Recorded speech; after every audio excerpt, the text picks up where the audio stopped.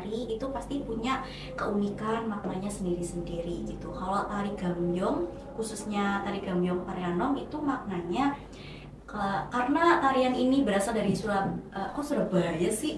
Surakarta.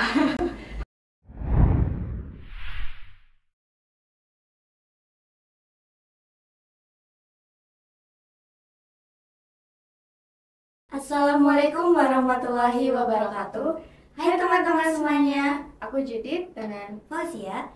Kembali lagi di podcast Tradisi Lisan. This is the first time video podcast kita yang akan membahas tentang budaya Jawa, yaitu kesenian, adat istiadat, dan falsafah Jawa.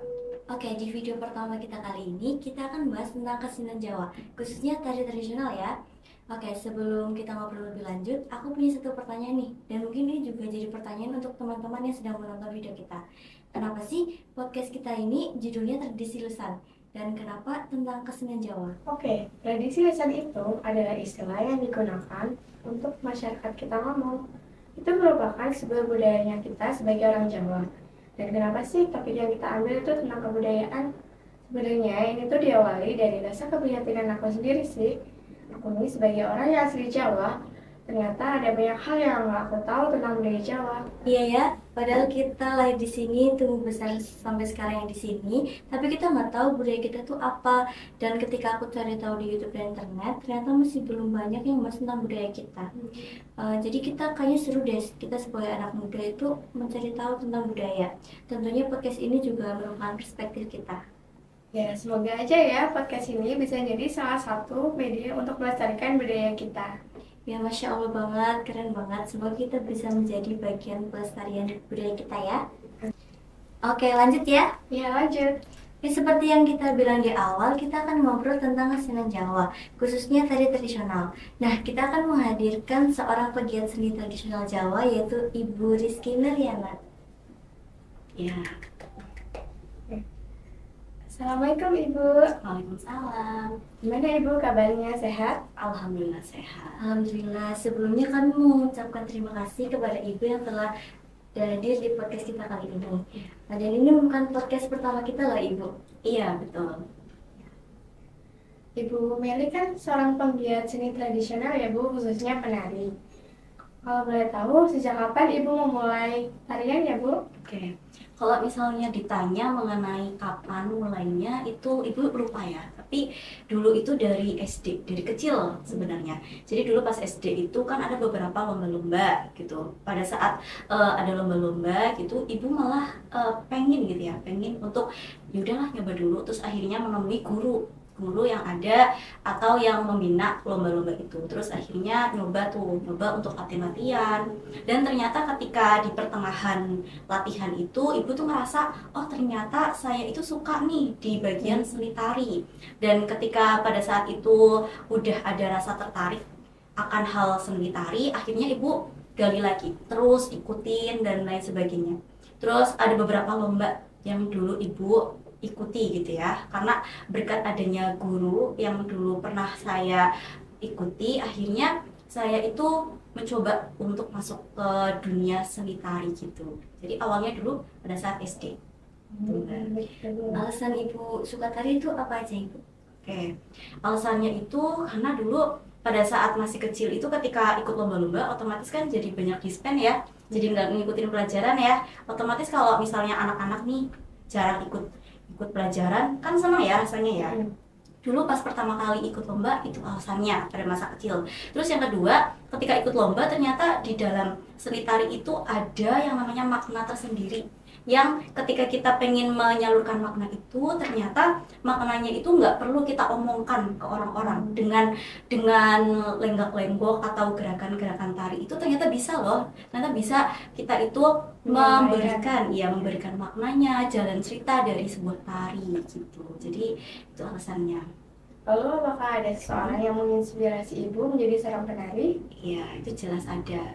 Dulu yang menginspirasi saya itu adalah guru seni budaya, dan beliau itu ternyata sekarang cucunya itu sekolah di sini, sekolah di Manfaat ya. Dan kebetulan banget saya kayak kok mirip ya sama guru saya gitu. Pas saya tanya ternyata beneran itu cucunya gitu. Jadi guru seni tari saya, yang menjadi inspirasi saya lah. Oke, itu ibu kan suka tari sejak kecil. Itu tari yang pertama ibu pelajarin itu tari apa? Itu tari bondan.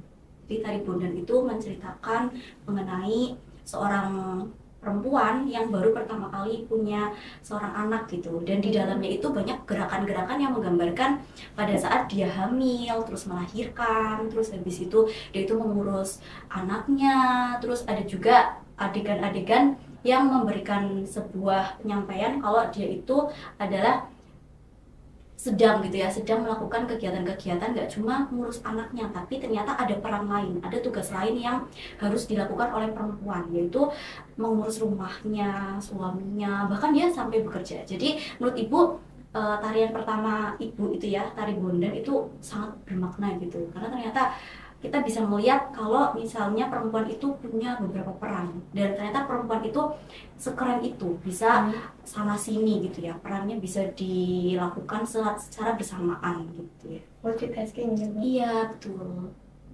Nah, itu kan tari yang ibu pertama kali pelajari.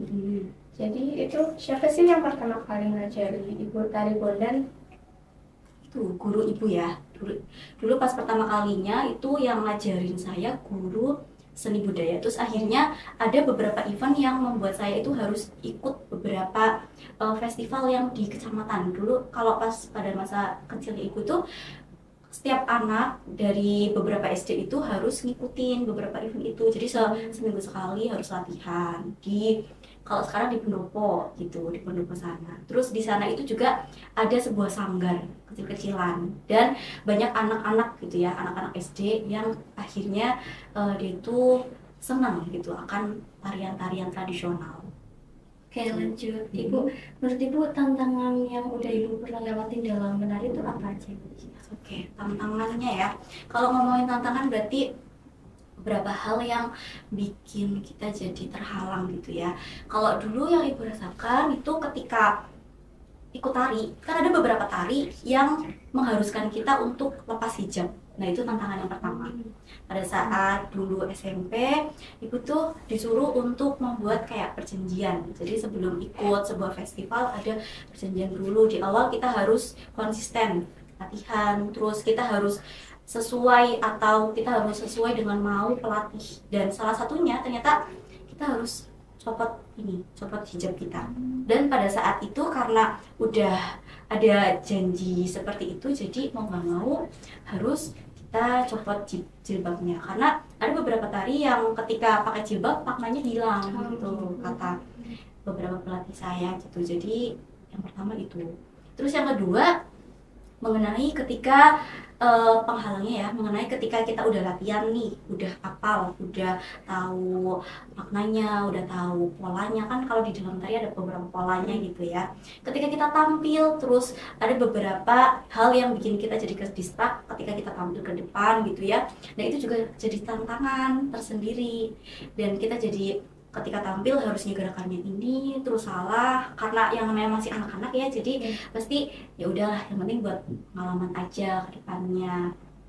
Paling hal itu aja yang jadi tantangan. Dan tantangan pada saat zaman dulu sama sekarang beda ya. Kalau zaman sekarang itu karena kalau zaman dulu kan jadi penari nih, kalau zaman sekarang kan udah jarang ya, paling melatih dan lain sebagainya. Tantangannya kadang ada beberapa titik anak-anak itu bosan gitu, bosan, udah nggak tertarik lagi. Terus PR-nya kita jadinya gimana nih caranya biar anak-anak tuh jadi tertarik lagi, jadi semangat lagi ketika latihan gitu. Terus yang kedua, karena globalisasi dan adanya modernisasi kan biasanya anak-anak itu jadi kenapa nggak tari modern aja sih Bu? Kenapa Korea biasanya? Iya betul, kenapa nggak ditambahin ini aja sih Bu gitu kan? Mereka lebih condong ke tarian-tarian modern sekarang. Terus karena, dan saya melihat ya adanya perkembangan itu kan bagus juga ya, ketika kenapa nggak di mix aja gitu. Akhirnya kita nyoba untuk ya udah kita sesekali latihan tari kreasi, itu kan bisa tuh antara tradisional dengan modern digabungin, kan lebih menarik ya. Dan hal itu yang menjadi kadang tantangan buat kita. Menurut ibu gerakan yang sulit ditarikan itu apa ya? Oke, hal atau gerakan yang sulit untuk ditarikan. Kalau saya sendiri, karena saya itu lebih prefer ke gerakan-gerakan yang halus, klasik. Jadi ketika ketemu sama tarian-tarian yang harus energik, terus harus ibaratnya kayak harus cowok banget, kan ada ya penari perempuan tapi tariannya itu cowok banget. Nah itu adalah tantangan terbesar saya. Dulu pernah latihan tari Bali. Kalau tari Bali kan itu kan katanya kan harus benar-benar main banget ya, harus main banget, dan ketika itu saya itu susah untuk menirukan gerakan itu gitu. Terus ada lagi misalnya gerakan-gerakan yang kalau misal tari itu dari awal sampai akhir kan harus mendak banget ya. Mendak itu gerakan yang kakinya itu harus turun ke bawah. Nah itu ternyata susah. Kalau misalnya kita nggak terlalu menguasai gerakan dasar-dasar, itu biasanya kita nanti akan kesusahan. Tuh. Dan selama menari, apakah ada momen berkesan dari Ibu? Oke, ketika saya menari itu ada beberapa momen yang berkesan. Yang pertama itu ketika dulu SD gitu, kan ngikuti beberapa lomba. Yang berkesan itu saya bisa ketemu sama beberapa orang yang menurut saya itu keren gitu ya. Jadi tarian gambiong yang telah Ibu bawakan, adakah makna tersendiri untuk Ibu? Pasti ada, karena beberapa tari itu pasti punya keunikan maknanya sendiri-sendiri. Karena tari gambiong, tarian nom itu berasal dari Surakarta atau Solo. Pada saat zaman dulu itu ada satu perempuan yang membuat sebuah tarian, dan ketika dibawakan itu banyak rakyatnya itu suka, terus akhirnya mereka itu viral ya, mereka itu memviralkan tarian ini dan sampailah ke raja, dan rajanya akhirnya memanggil perempuan tadi, dipanggillah dia ke istana. Terus pada saat itu raja itu meminta perempuan ini untuk melatih beberapa perempuan yang ada di kerajaan itu untuk dilatih, dan ketika itu langsung ketika perempuan ini melatih itu rajanya langsung melihat gitu prosesnya gimana dan lain sebagainya. Terus habis itu dibuatlah sebuah kayak festival atau sebuah tarian gitu ya. Dan ketika itu raja itu meminta buat si perempuan ini tariannya diambil sama rajanya dan diperbolehkan sama perempuan itu. Terus selanjutnya karena tariannya udah masuk ke dalam kerajaan ya, terus akhirnya tarian itu khusus ditampilkan di dalam kerajaan-kerajaan yang ada di Solo. Jadi maknanya seperti itu. Dan kalau makna tersendiri buat saya, tari gambiong itu adalah tari yang paling susah menurut saya. Karena pada saat dulu saya latihan itu lama banget latihannya. Dan karena dulu pelatihnya saya itu kayak istilahnya saklek gitu ya. Pokoknya gerakan ini ya harus ini, kamu harus bisa dulu gitu ya. Pokoknya kamu harus kalau misalnya mau gerakan selanjutnya harus bisa dulu gitu ya. Sampai dulu tuh saya latihannya harus mendak beberapa menit, kan itu kan capek banget ya, badan kita pegel banget itu, badan saya tuh kayak rasanya kayak aduh kayak habis lari gitu ya. Nah karena latihannya yang bener-bener dimatengin banget, nah itu maknanya juga kerasa banget di saya. Menurut Ibu penting nggak sih menjaga dan melestarikan budaya? Penting banget ya. Kenapa penting? Karena tarian tradisional itu kayak ibaratnya sebuah identitas yang ada di dalam masyarakat. Ketika kita nggak mau melestarikan, nggak mau membuat tarian ini jadi dilakukan terus-menerus gitu ya, itu nanti identitas kita jadi hilang. Dan nanti ketika identitas kita hilang, nanti bakal tergantikan oleh identitas lain dari asing gitu ya, budaya-budaya yang lain otomatis kan masuk ke negara kita karena adanya globalisasi ya, dan hal ini bisa mengancam identitas kita, keunikan kita. Lalu pendapat Ibu tentang minat generasi muda sekarang terhadap tarian tradisional itu bagaimana, Bu? Kalau pendapat Ibu ya, anak-anak zaman sekarang malah lebih ini sih, lebih kreatif ya. Apalagi di zaman sekarang itu ada sosial media gitu ya. Kalian bisa menggunakan TikTok ya. Kalau zaman sekarang kan kita bisa tuh menggunakan TikTok untuk membuat sebuah tarian gitu, tari kreasi. Entah itu di dalamnya nanti ada tarian tradisionalnya, tambahan modern, dan hal ini ternyata membuat kita jadi makin tertarik gitu ya terhadap adanya tarian-tarian tradisional yang menurut kita itu kayak udah kuno lah, udah ketinggalan zaman dan lain sebagainya. Tapi ada beberapa anak yang kalau saya lihat itu mereka cenderung lebih suka ke budaya-budaya barat, lebih suka dance yang benar-benar modern gitu ya. Dan tugas kita ya sebagai generasi baru ya itu melestarikannya. Gak hanya kita itu harus suka ke tarian yang tradisional, yang benar-benar tradisional, gak mesti itu ya. Kita itu boleh menggabungkan tari tradisional dengan tari-tarian yang lain, boleh banget itu. Apalagi nanti dibikin konten itu kan jadinya lebih menarik lagi. Menurut Ibu, perspektif orang rumah atau tetangga Ibu tentang tarian itu bagaimana? Oke, positif ya, alhamdulillah positif karena ketika saya itu menari dan ketika saya itu menunjukkan gitu ya bakat ke mereka, mereka itu kayak menganggap saya itu wah jarang loh ada generasi yang mau melestarikan seperti ini gitu, dan mereka pasti selalu mendukung, entah mendukungnya dengan cara lisan gitu, ada yang mendukungnya itu ada beberapa orang yang ngasih hadiah dulu pada saat saya habis pentas, ada yang ngasih hadiah gitu. Dan kalau dari keluarga saya sendiri itu karena saya itu basicnya ya, kalau dari keluarga dari bapak udah ada basic seninya gitu, jadi mereka juga mendukung.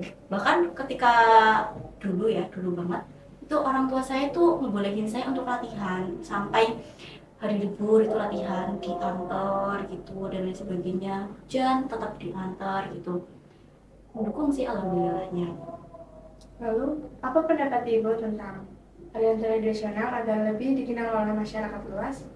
Oke, kalau pendapat saya itu kita bisa menggunakan beberapa kegiatan atau platform ya untuk melestarikan gimana sih caranya biar generasi muda ataupun generasi yang sekarang kurang tertarik gimana bisa tertarik. Yang pertama itu bisa menggunakan sosial media seperti tadi ya, konten. Apalagi anak-anak zaman sekarang kan pinter banget lah ya bikin konten-konten menarik, terus kreativitasnya juga tinggi mereka itu. Terus habis itu bisa juga melibatkan generasi muda ke dalam event-event yang berbau budaya atau seni, khususnya seni tari tradisional gitu ya, mengajak mereka untuk ikut lomba atau ikut sanggar. Terus bisa juga tuh membuat podcast seperti ini ya, itu juga salah satu cara untuk melestarikan budaya-budaya yang sudah lampau gitu ya. Terus juga bisa ya, kalau anak-anak zaman sekarang kan kreatif banget gitu ya, bahkan seekspresif itu ya untuk membuat sebuah konten. Nah, itu bisa dikolaborasi di dalamnya, nanti ada tari tradisionalnya, ada dramanya kan juga bisa tuh, ada beberapa seni yang bisa digabungkan. Terus bisa juga digabungkan dengan seni lukis, itu bisa loh, tari sama lukis bisa, teater itu jelas, drama bisa.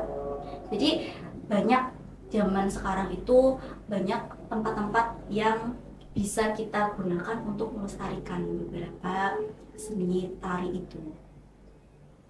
Oke, mungkin cukup sekian podcast kita pada kali ini. Terima kasih karena sudah menonton video kita. Ajaklah like, komen, dan share mengkancang-kancangmu ya. Sampai jumpa di video selanjutnya. Wilujeng Rahayu. Wassalamualaikum warahmatullahi wabarakatuh.